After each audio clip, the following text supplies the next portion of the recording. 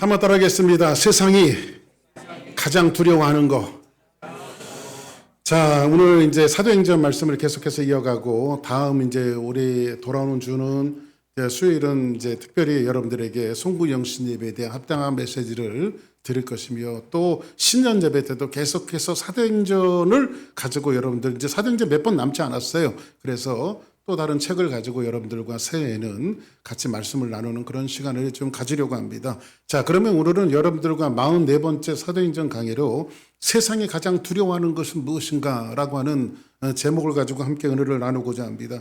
지금 이제 여러분들이 조금 잊으셨을까봐 말씀을 드리면, 사도 바울이 드디어 예루살렘에 왔습니다. 예루살렘에 왔는데, 예루살렘을 찾은 이유는 예루살렘이 아주 지독한 기근에 의해서 첫 번째 생겼던 1호 교회, 예루살렘 교회 성도들이 굶주리고 배고프고 힘든다는 소식을 이방 교회, 이방에 세워진 교회들이 듣고 구제 헌금을 모아서 지금 누구에게 줬냐면 사도 바울에게 줬어요. 그래서 사도 바울이 돈다발을 등에다 싸고, 산타크로스 할아버지처럼 돈다발을 싸갖고 지금 어디에 오냐면 예루살렘으로 온 겁니다. 예루살렘에 왔는데, 이제 좋은 소식과 아름다운 소식, 이제 복음을 증거한 소식들을 이제 알려주고, 예루살렘에 왔을 때 예루살렘에서 뜻밖의 그 다크호스를 만났습니다. 뭐냐면 이방인들도 아닌 유대인들, 자기 동족들에게 고소와 고발을 당한 겁니다. 고소와 고발을 당해서 지금 사도 바울이 구금되어졌어요. 감옥에 갇힌 상태로 있는 것을 오늘 성경은 이야기해 주고 있습니다. 그런데 오늘 본문에 보니까 바울이 구금되어졌는데, 구금된 상태에서, 감옥에 있는 상태에서 오늘 24장 전체에서 네 사람을 소개하고 있어요. 네 사람. 몇 사람이요? 네 사람을 소개하고 있는데 아주 낯선 이름들이에요. 근데 이 낯선 이름들이 오늘 조금 여러분들이 귀를 쫑긋 열고 들으셔야만 오늘 말씀들이, 이 말씀이 우리에게 주는 메시지가 무엇인가 이해가 되니까 좀 낯설더라도 이 네 사람을 제가 소개를 해드릴게요. 이 네 사람을. 그러면 이 네 사람과 그 네 사람 사이에 있는 역학관계를 우리가 좀 해석을 해봐야 오늘 하나님께서 24장을 통해서 우리에게 주시는 메시지가 무엇인가 정확하게 나온다고요. 아멘입니까? 자, 그러면 오늘 본문에서 뭐라고 이야기하고 있냐면, 자, 한번 오늘 본문이죠. 24장 1절 시작. 닷새 후에 대사자장 아나니아가 어떤 장로들과 한 변호사 더둘로와 함께 내려와서 총독 앞에서 바울을 고발하니라. 자, 보세요. 오늘 24장 1절은 이렇게 시작하고 있습니다. 닷새 후에 대제사장 아나니아. 여기 누구 소개하고 있죠? 첫 번째 인물입니다. 대제사장이었던 아나니아를 소개하고 있어요. 아나니아. 그러니까는 이 아나니아는 이스라엘을 대표하는 대제사장이었단 말이에요. 근데 이 사람이 그 당시에는 여러분들 어디가 세상을 지배하고 있었죠? 로마가 세상을 지배하고 있을 때입니다. 그런데 여러분들 로마가 철권 정치를 해서 독재하고 핍박하고 힘들게 했다고 여러분들이 생각할지 모르지만은, 로마는요 그 당시에 이 나라 저 나라를 막 잡아먹으면서요, 이들이 통치 원리가 한 가지가 있었어요. 그 통치 원리는 어떤 통치 원리를 가졌냐면, 지나치게 남의 나라를 삼켰다고 해서, 이스라엘 나라를 삼켰다고 해서 이스라엘 나라에게 지나친 것들을 이렇게 요구했던 것이 아니라 이런 겁니다. 중앙정부, 로마 중앙정부에서 자기들이 간섭하는 일들이 있었어요. 이런 겁니다. 사람을 사형시킨다든지 이런 일들에 대해서는 자치적으로 해결할 수 없어요. 로마 중앙정부가 나서야 됩니다. 사람 생명을 함부로 해치지 못하도록 했어요. 근데 소소한 일들 있잖아요. 소소한 일들은 이런 겁니다. 민사에 관계되어진 거라든지, 종교에 관계되어진 거라든지, 아니면 민족적인 관계라든지, 이런 것들은 자치 나라에게 맡겼어요. 식민지지만 이스라엘 나라에게 맡겼단 말이에요. 식민지지만 다른 나라에게 맡겼단 말이에요. 자, 그러면 이스라엘 나라에는 분봉왕이었던 왕이 있었죠. 왕의 이름이 뭐죠? 예수님 당시 때 헤롯 왕.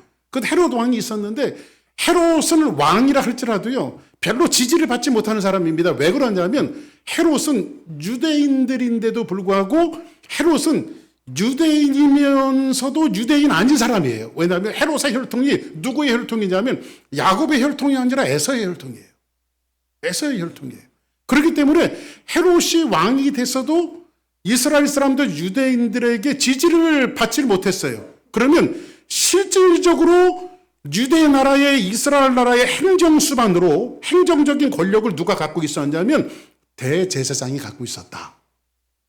무슨 얘기인지 아세요? 그러니까 실제로 왕보다 헤롯 왕보다 실질적인 이 민족적 권력을 누가 갖고 있었다? 대제사장이 갖고 있었다. 그러면 대제사장은 단지 예배만 드리고 성례만을 감당하는 사람이 아니라 실질적으로 유대 나라의 이스라엘 나라의 행정수반으로 권력을 가지고 있는 사람이었다. 그러면 권력을 갖고 있으면 자연적으로 뭐가 따라올까요?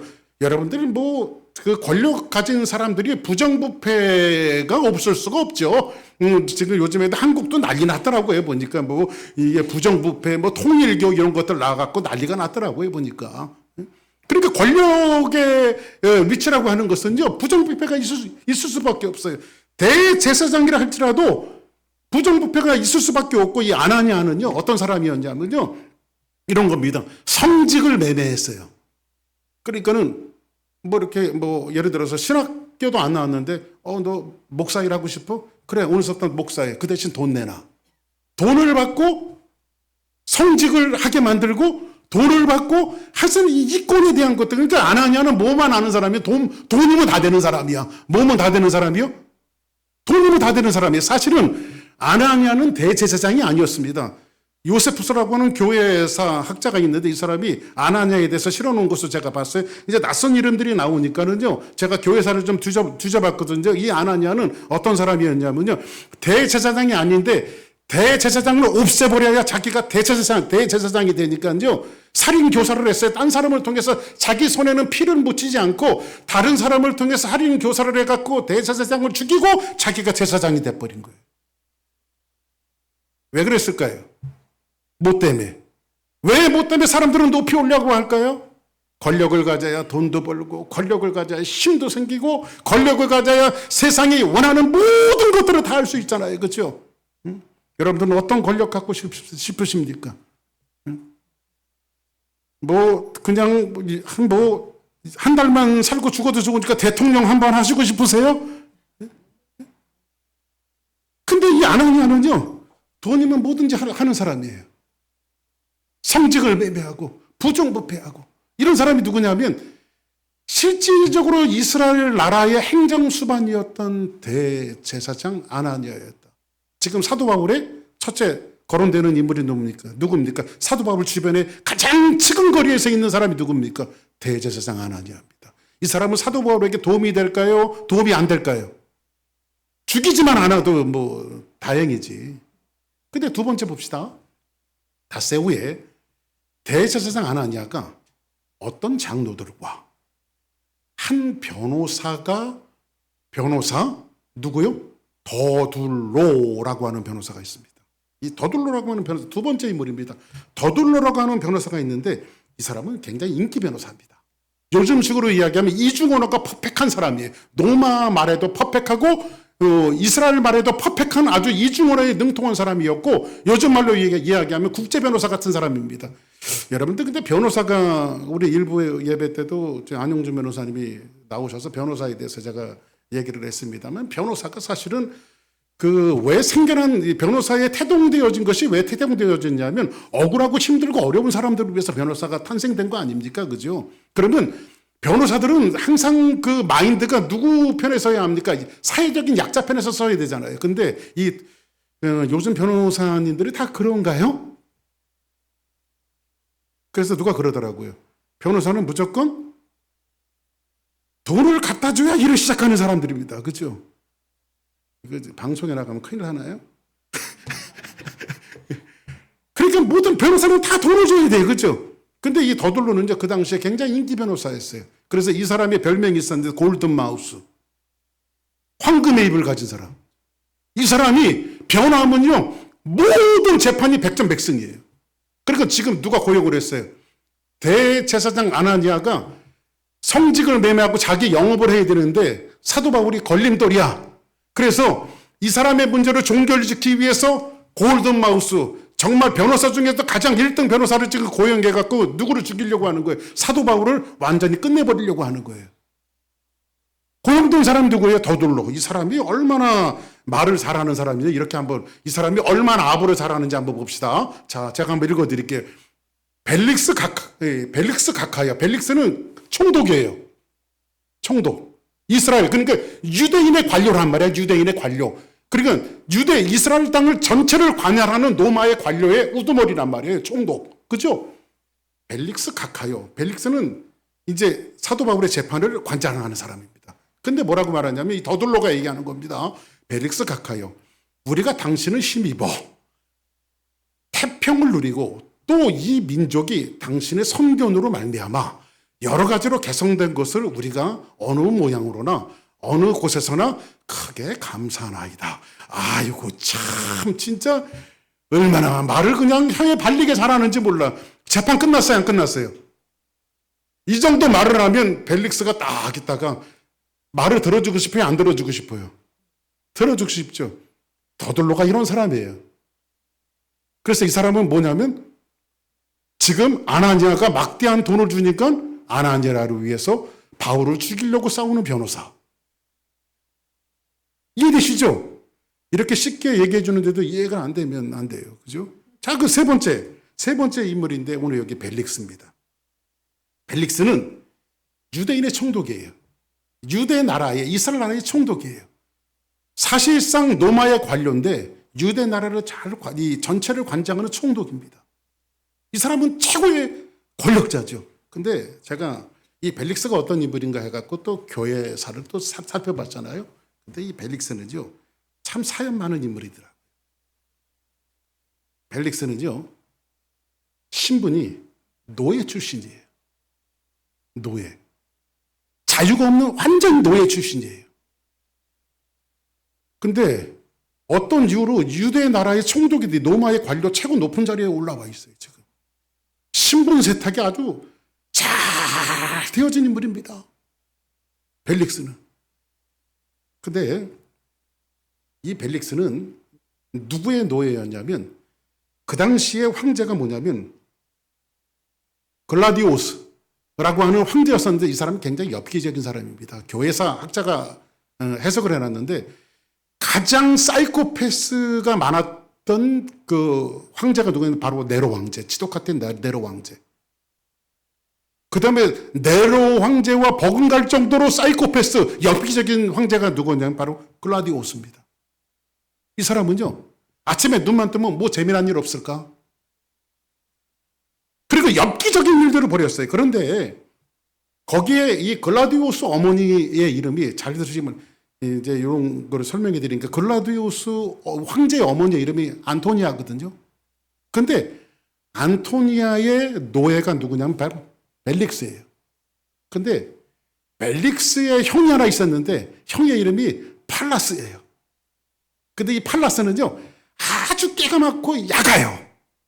그래서 궁궐에 살다 보니까는 글라디오스 왕자가 굉장히 엽기적인 사람이고 사이코패스거든요. 그래서 매일매일 이 사람은 무슨 연구를 하냐면 황제가 눈을 떴을 때 엽기적이고 익사이딩한 일들을 갖다가 물어오는 거예요. 물어오는 거예요. 그러니까 팔라스가 엽기적인 일들을 갖다가 자꾸 물어다 주니까는 황제가 매일매일 기쁜 거예요. 그 딱 보니까 노예거든요. 그래서 자기 어머니하고 상의해서 어머니 뭐 얘네들 노예로 두지 말고 그냥 풀어줍시다 해갖고 자유의 신분이 되어져요. 이 두 형제가 팔라스와 오늘 여기다 벨릭스가 자유의 신분이 되어져요. 그런데 요 약은 그 형제가 자유의 신분이 되었으면은 이제 궁궐을 떠나야 되는데 궁궐을 떠나지 않고 계속해서 그 엽기적인 일들을 하면서 황제 측근에서 있으면서 글라디오스 측근에 있다 보니까는 황제 측근에 있는 사람이 여러분들 국무총리보다 더 무서운 사람이 누군지 아십니까? 대통령 비서실장. 그렇죠? 왜냐하면 국무총리도 대통령 비서실장에 잘 보여야 돼. 대통령 비서실장이 옆에 있다. 그래서 옛날에도 조선 왕조실록에 보면요. 영의정보다 더 무서운 게 내시야. 내시. 내시는 항상 왕 옆에 있거든요. 그 내시가 속닥속닥 해갖고 왕이요. 저걸 죽이죠. 그러면 죽여. 근데 이 팔라스가 글라디우스 황제 옆에 있으면서 매일 엽기적인 일을 하다면서 기쁨을 제공하면서 지금 실질적인 실권들을 감당하고 있으면서 자꾸 황제의 측근에 있다 보니까 뭐가 생기겠어요? 돈이 생기죠. 그래서 이 두 형제가 돈을 많이 벌어갖고 그 돈을 가지고 이 벨릭스, 팔라스의 동생이었던 벨릭스가 뭐를 사냐면 돈을 가지고 유대 나라의 총독의 자리를 사는 거예요. 돈 주고 사요. 그래서 이제 벨릭스가 지금 거기 와 있는 거예요. 그러면 이 사람도 지금 뭐만 하는 사람이에요. 여러분이 좋아하는 돈. 목사님은 안 좋아합니까? 저 돈 무진장 좋아합니다. 근데 이 벨릭스는 뭐를 좋아하는 사람이 바로 돈을 좋아하는 사람입니다. 그죠? 자, 그러면 세 사람 소개했습니다. 아나니아도, 제사장 아나니아도 돈만 하는 사람. 변호사 더둘러도 뭐예요? 돈만 하는 사람. 그쵸? 돈이면 무슨 짓인지 하는 사람. 그 다음에 벨릭스도 돈이면 무슨 짓인지 하는 사람. 그쵸? 돈 주고. 근데 맨 마지막에 누구를 소개하고 있냐면, 자, 한번 봅시다. 자, 24장 24절 보겠습니다. 시작. 수일 후에 벨릭스가 그 아내 유대 여자 드루실라와 함께 와서 바울을 불러 그리스도 예수 믿는 도를 듣거늘. 자, 그럼 여기 이제 여자 한 분이 나오는데 도르실라. 예? 수일 후에 벨릭스가 그 아내 유대 여자 도르실라. 사실 여기서 유대 여자라고 소개하고 있는데 이 도르실라는 좀 섞인 거예요. 왜냐하면 아버지가 누구냐? 이 도르실라의 아버지가 누구냐? 헤로디세입니다. 아그리파. 헤로디세. 근데 이 헤로디세가 이스라엘 나라를 왕으로 분봉왕으로 통치하다 보니까는 자기의 권력을 유지하는 것이 뭘까 생각해갖고 자기 왕권을 유지하기 위해서 깨를 냈는데 그 위에 시리아 땅이 있으니까 시리아 왕조에게 정략 결혼을 시켜요. 두루실라가. 두루실라를 그러니까 누구에게 줘요? 시리아 왕조에게 그냥 이렇게 정략 결혼을 시켜요. 근데 두루실라가 그렇게 정략 결혼을 할 수 가능했던 것은 뭐냐면 일단 이뻐. 왜냐하면 요세푸스가 보니까 절세의 미인이었다. 이렇게 소개하고 있어요. 이 두루실라는 굉장히 절세의 미인입니다. 근데 여러분들 그렇게 정략 결혼했던 것들이 얼마나 가겠습니까? 그러다가 파혼을 당해서 소박을 맞고 이 두루실라가 다시 어디로 돌아오냐면 예루살렘으로 돌아와요. 그런데 예루살렘에 딱 돌아왔더니 그 유대 나라의 총독이 노예 출신이었던 벨릭스가 어마어마한 돈을 주고 총독의 자리를 사갖고 그 나라의 권력을 다 잡고 있어. 그래서 지금 두루실라가 누구에게 재가를 했냐면 바로 벨릭스에게 재가를 한 거야. 이해되시죠? 아주 굉장히 쉽게 말씀드리는 거예요.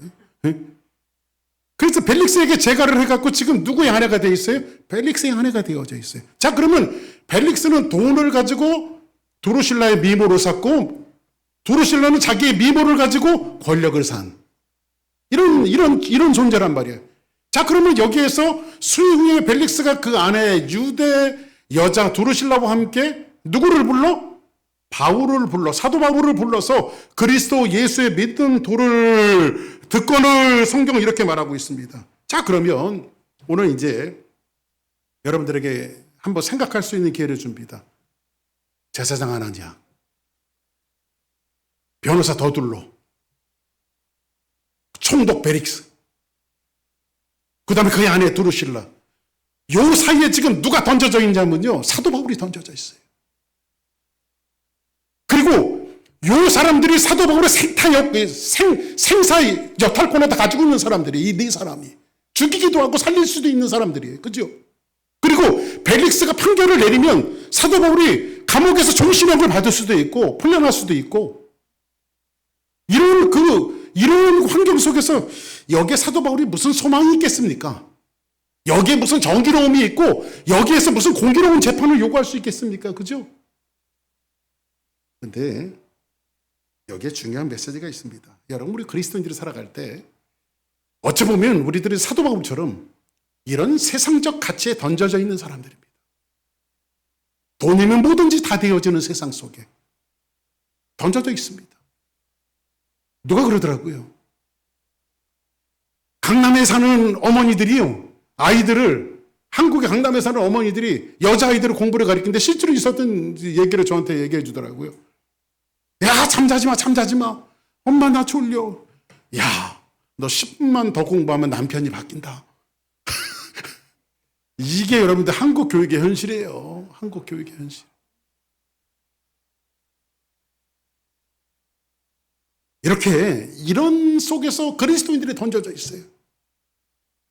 도르실라 같은 사람 속에, 벨릭스 같은 사람 속에, 더둘로 같이 약자편에 서야 하는 이 변호사가 돈만 주면 뭐든지 변호하는 이런 속에, 아나니아 제사장 정말 하나님 앞에 성직을 감당해야 될 이 제사장마저도 타락한 이 속 속에 누가 던져져 있냐면 그리스도인들이 던져져 있어요. 하나님의 사람들이 던져져 있어요. 이런 속에서 우리가 조금만 편법을 하고 조금만 머리를 숙이면 좀 편하게 살아갈 수 있을 텐데, 예? 우리는 그렇게 살아갈 수가 없잖아요. 그죠? 오늘 여기 벨릭스는요, 벨릭스 성도가 진짜 의도가 있어요. 사도 바울을 감옥에 가라, 다시 데리고 와라, 가라, 데리고 와라. 원래 벨릭스가 무슨 출신이라고요? 노예 출신이라고요. 그러니까 노예 출신인데 이 거지 근성을 못 버려요. 이 벨릭스가요. 뭐 때문에 지금 사도 바울을 자꾸 집어넣었다가 판결했다가 집어넣었다가 대화했다 하는지 그걸 성경에서 이렇게 이야기하고 있는데 24장 26장 같이 볼까요? 시작. 동시에 또 바울에게서 돈을 받을까 바라는 거로 더 자주 불러 같이 이야기하더라. 이야, 사도 바울을 벨릭스가 왜 부르냐면 바울에게서 돈을 받을까 바라고. 야, 참 돈 무섭네요. 그렇죠? 근데 여러분들 보세요. 사도 바울이 무슨 돈이 있었을까요? 응? 제가 아까 처음에 말씀드렸죠. 이방인 교회에서 예루살렘 교회를 구제하라고 모아준 그 돈을 산타크로스처럼 돈다발을 메고 왔다 그랬잖아요. 한번 볼까요? 자, 24장 17절 시작. 여러 해 만에 내가 내 민족을 구제할 것과 재물을 가지고 와서. 그렇죠? 여러 해 만에 내가 내 민족을 구제할 것과 재물을 가지고 와서 이걸 지금 벨릭스가 사도 바울을 신문하는 과정 속에서 사도 바울이 돈이 있다는 걸 알았어요? 몰랐어요? 여탕하게 먹으려고 그냥 요 돈을. 응? 누가? 벨릭스가 여탕하게 먹으려고. 그때 오늘 자 이제 여기까지 네 사람을 소개했으니까 그러면은 오늘 24장에 우리에게 주는 메시지는 뭔가? 메시지를 드릴게요. 성경은 이렇게 이야기하고 있습니다. 사도 바울은 약자지요. 감옥에 갇혀져 있죠. 이 네 사람 속에서 어떤 자비와 인애도 받을 수 없는 그런 시츄에이션에 있습니다. 사도 바울은 벌벌벌 떨고 있어야 됩니다. 나 이대로 끝나는 건가? 이런 속에 있어야 될 시츄에이션이 사도 바울의 시츄에이션인데 바울 한번 보십시오. 이 사람 기 안 죽습니다. 한번 볼까요? 24장 25절 시작. 바울이 의와 절제와 장차 오는 심판을 강론하니 벨릭스가 두려워하여 대답하되 지금은 가라. 내가 틈이 있으면 너를 부르리라 하고. 자 보세요. 바울이 벨릭스 총독과 그 아내에게 두루실라에게 뭐라고 말하냐면 내가 의와 절제와 장차 오는 심판을 강론하니 하나님이 의롭게 세상을 어떻게 만드셨고 어떻게 운행하시고 어떻게 세상을 이끌어 나가시며 마지막에는 세상을 어떻게 거두실 것이에 대해서 사도 바울은 이 어깨를 딱 펴고 그 세상의 권력 앞에서 하나님의 말씀을 선포해 버립니다. 그럴 때 성경은 뭐라고 말하냐면 이렇게 말합니다. 한번 따라합시다. 벨릭스가 두려워하여. 여러분 보세요. 지금 누가 두려워해야 돼요? 사도 바울입니까? 벨릭스입니까? 누가 겁을 먹어야 될 시츄에이션이에요? 사도 바울입니까? 벨릭스입니까? 근데 사도 바울의 메시지를 듣고 지금 벨릭스가 두려워해요. 이게 오늘 우리에게 주시는 메시지입니다. 여기서 이 두렵다라고 하는 것을 제가 원문을 찾아봤더니요. 엔포보스라고 하는 말로 쓰여졌는데 이 엔포보스는 성경에 딱 두 가지로만 쓰이더라고요. 딱 두 가지만 쓰였는데 첫 번째는 이겁니다. 예수 그리스도께서 지독한 사망 권세를 이기시고 부활하셨을 때의 부활의 광경을 누가 보냐면 여인들이 봅니다. 근데 거기 성경에 뭐라고 말해? 여인들이 두려워하여 그때 엔포보스를 썼어요. 이게 어떤 두려움이냐면요. 예수님 분명히 돌아가셨는데 예수님 십자가에 못 박혀 돌아가신 것을 우리가 확인했는데 근데 그 예수님이 부활하셨단 말이에요. 이 엔포보스는 어떤 두려움이냐면 아주 신비로운 두려움이에요. 신비로운 두려움. 지금 벨릭스가 사도 바울에게 느끼는 것은 뭐냐면 저 뭐지? 사도 바울에게서 저 사람 죄인이고 약자인데도 불구하고 신비로운 두려움을 느끼고 있는 거예요. 왜 세상의 최고의 권력자가. 저는 우리 주사랑교회 성도들이 세상 속에서 나갈 때에 여러분들의 스펙과 여러분들이 갖고 있는 명예로 세상을 두렵게 하는 것이 아니라 하나님만이 여러분들에게 주실 수 있는 그 능력과 은혜로 세상을 두렵게 하는 사람들이 되기를 원합니다. 할렐루야. 우리 주사랑교회 성도들은 신비로운 두려움을 가진 사람들이 되어져야 돼요. 아멘. 아무리 세상의 권력이 막 달려들어도 여러분들이 말 한마디 뱉었을 때, 신앙의 메시지 한마디 던졌을 때에 세상이 여러분들을 보고 신비로운 두려움을 느껴야 돼. 신비로운 두려움을. 할렐루야. 두 번째로는요, 요한계시록 11장에 보니까 세상의 종말과 심판을 선포할 때에 세상이 두려워했다라고 성경은 말하고 있어요. 여기에서 엠퍼보스를 썼어요. 이 두려움은 뭐냐면 경건한 두려움이에요. 여러분들, 맨 마지막 하나님의 심판대 앞에서 두려움을 느끼지 않은 사람이 누가 있어요? 여러분들 종말 생각하면 두렵지 않습니까? 제가 여러분들에게 입버릇처럼 말씀드리죠. 종말은 딱 두 가지예요.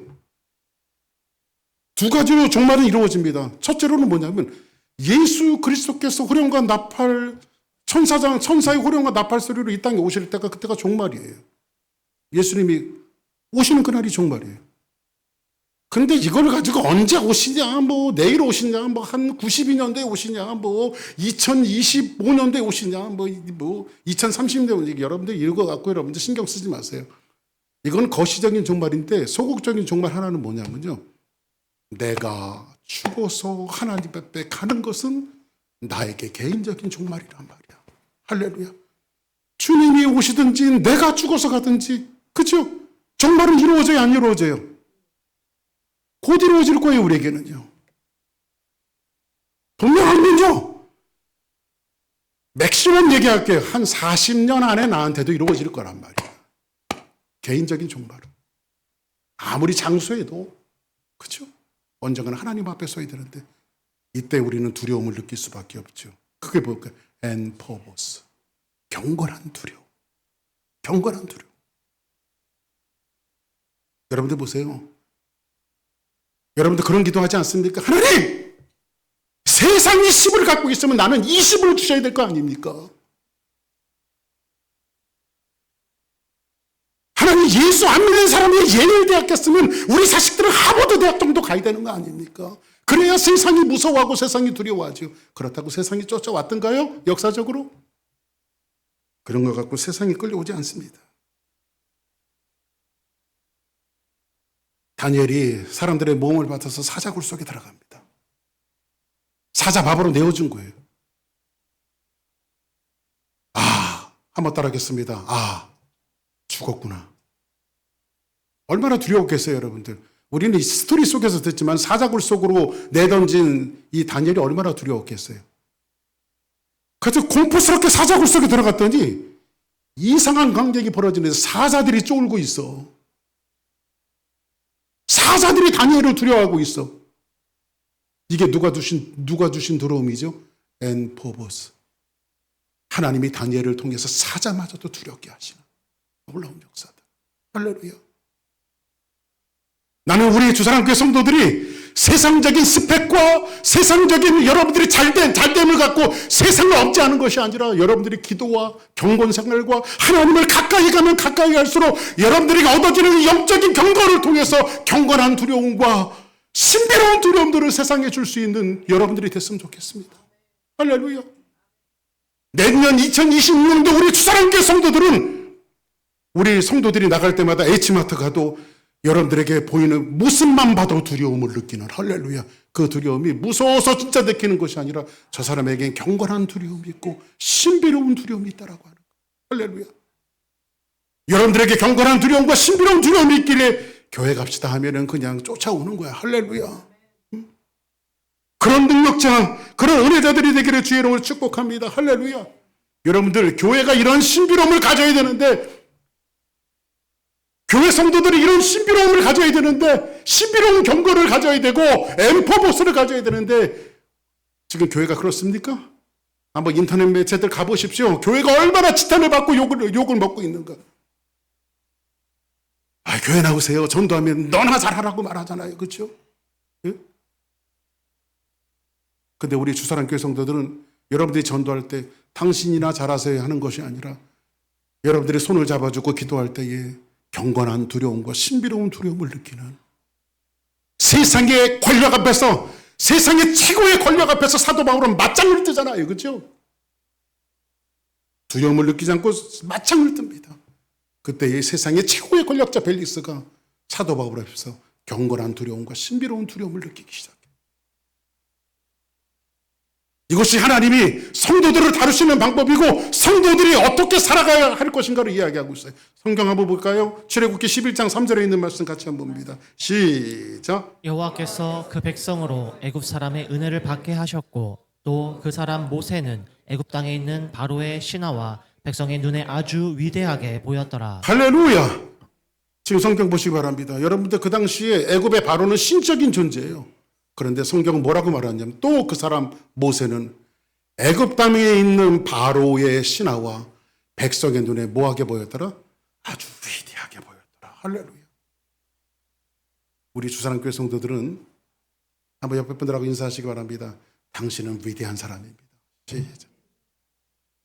할렐루야. 아멘. 지금 모세를 바로와 그 신하들에게 위대하게 보이게 하신 분은 누굽니까? 하나님이십니다. 할렐루야. 휴스턴에 주사랑교회가 있는데, 휴스턴 주사랑교회가 있는데 저들은 위대한 사람들이 모였어. 경건한 두려움과 신비로운 두려움을 가진 사람들이 모였어. 할렐루야. 그래서 세상에 칭송을 받는 교회가 되어지고, 그러면요 전도가 그냥 되는 거야. 할렐루야. 영혼들이 돌아오는 놀라운 역사가 벌어지는 거야. 할렐루야. 여러분들, 세상을 흉내내서 세상을 두렵게 하려고 하지 말고, 세상의 권력을 쌓고 돈을 벌어서 세상을 두렵게 하려고 하지 말고, 하나님이 주시는 내공으로, 하나님 주시는 은혜로 세상을 두렵게 하는 사람들이 되어져야 돼. 사도 바울은 이런 기도를 합니다. 이러므로 내가 하늘과 땅에 있는 각 족속에게 이름을 주신 아버지 앞에 무릎을 꿇고 기도합니다. 사도 바울이 기도합니다. 뭐라고 이야기합니까? 그 영광의 풍성함을 따라 그의 성령으로 말미암아 너희 속사람의 능력으로 강건하게 하고 싶습니다. 할렐루야. 나는 우리 주사랑교회 성도들이 이 속사람이 사역자들도 마찬가지고 성도들도 마찬가지고 집사님 권사님도 마찬가지고 여러분의 속사람이 강건해졌으면 좋겠어요. 할렐루야. 예? 여러분 속사람이 강건해졌으면 좋겠어요.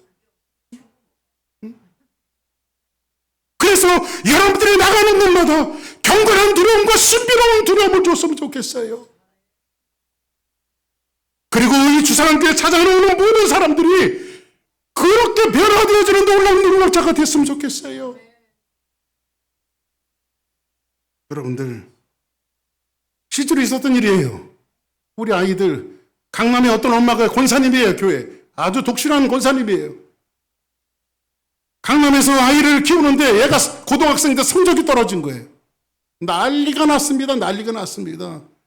너 이게 성적 떨어져서 어떻게 대학 갈래? 그러면서 너 오늘 교회 나오지 말고 공부해. 이게 권사님 주소예요.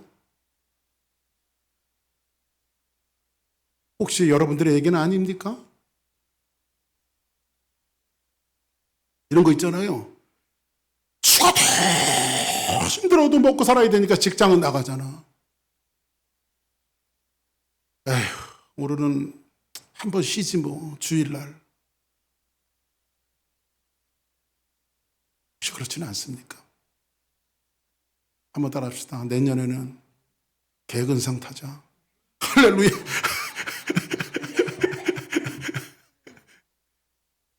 이런 경건한 두려움과 신비로운 두려움, 세상의 야비한 권력자들 앞에서, 간교한 권력자들 앞에서 맞짱을 뜨는 사도 바울처럼 우리 주사랑교회 성도들이 나가는 그 자리에서 여러분들의 삶이 세상에게 쫓는 것이 아니라 세상을 두렵게 하는 사람들로 이렇게 세워지는 우리 주사랑 성도들 모두가 되어지기를 주의 이름으로 축복합니다. 다 같이 자리에서 일어나시겠습니다.